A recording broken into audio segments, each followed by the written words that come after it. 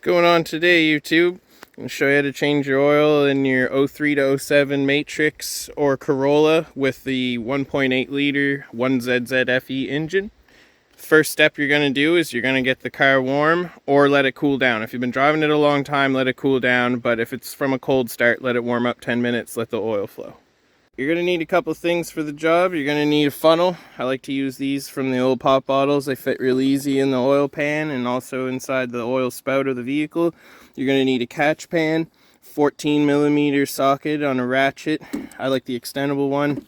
You need your oil filter, of course, so 4967. That rings true if it's Fram or Motomaster or whatever. It'll always have that number. It's really easy.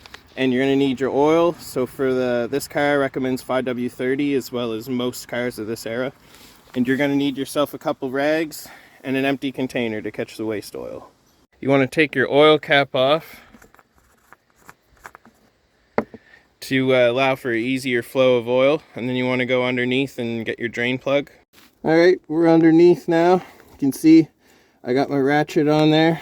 There's the oil pan, and then we're going to tilt the camera. There's the filter. Nice and easy. Gotta like how Toyota makes everything. So we're going to crack that. We're going to put the pan underneath it, catch the oil, close that, and then we're going to take the filter off and put the new one on.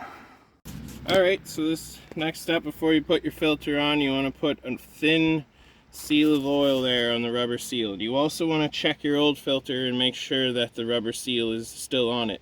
Sometimes that rubber seal gets stuck on the bottom of the filter housing, and it'll cause you to double gasket and it'll cause a leak, and then all your expensive oil's on the ground. So good little quick tip. Alright, next final step here. You want to put your oil in, make sure you read the cap. It'll say what kind of oil it takes. Not always, but in our case it's a Toyota, it'll say it. 5W30, and of course, that's what we got.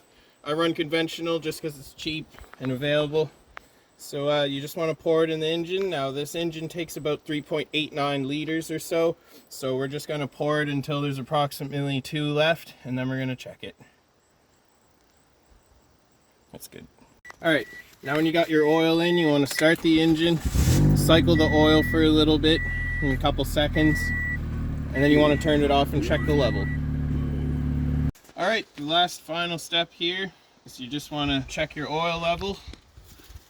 After you started it, you want to see it in between those little dots. I mean, up to the top is good. You don't want to go too far over. I mean, a little bit isn't a problem, but if you're up to here, you have to empty some. So we're right in the money, so just top it up and away you go.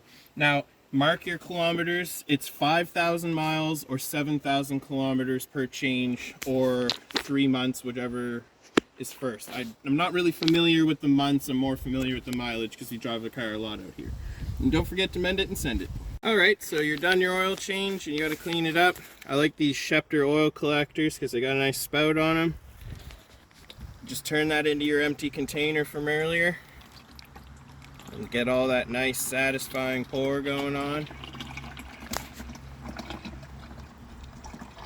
And after you get that all drained, you want to take your oil filter and set it on top of here, and you want to leave that on there for about 24 hours and let it drain, and then take this back to your bottle collection depot or anywhere they get rid of oil.